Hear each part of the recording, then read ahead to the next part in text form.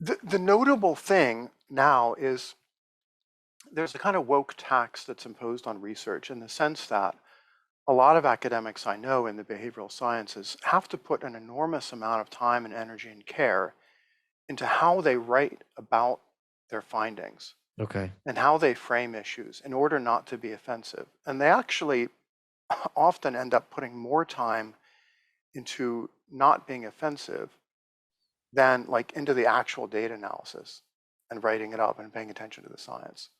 That's how heavy the you know the burden of this ideology has become, and it really slows down science. It makes it so not just certain fields are taboo, but certain specific patterns of findings might be considered taboo.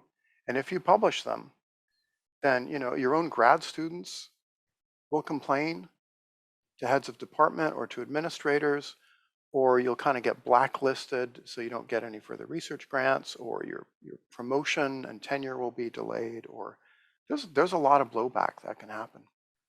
Is it, I'm very, very fortunate that I get to be self-employed.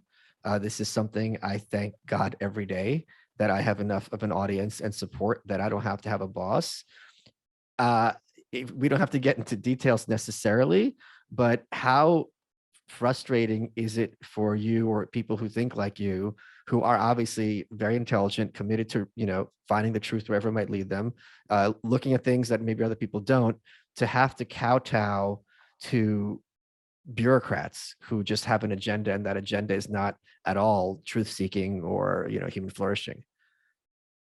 It's enormously frustrating. It's why a lot of professors I know are sort of, if a bright undergrad comes to them and says, I loved your classes, I love research, I love psychology or economics or whatever, should I go to grad school? Should I get a PhD? A lot of us are kind of steering the brightest students away from that path and saying, here's what you can expect if you do that Yeah, in America in the 2020s. Maybe not the best use of your time.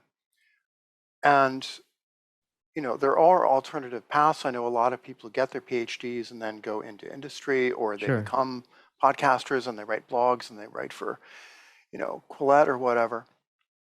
The level of frustration you can see from the fact that, when University of Austin, this new startup university was announced, Yeah. right? The president is Pano Kanalos. As soon as it got some press, they got allegedly like 4,000 professors applying to work there, Holy crap. Wow. just emailing saying, please, please, this sounds great. Any university that supports free speech, heterodox thinking, viewpoint diversity, that actually values free inquiry and serious education.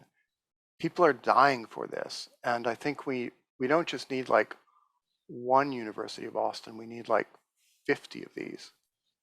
And it would be so easy to attract really high quality faculty like very quickly.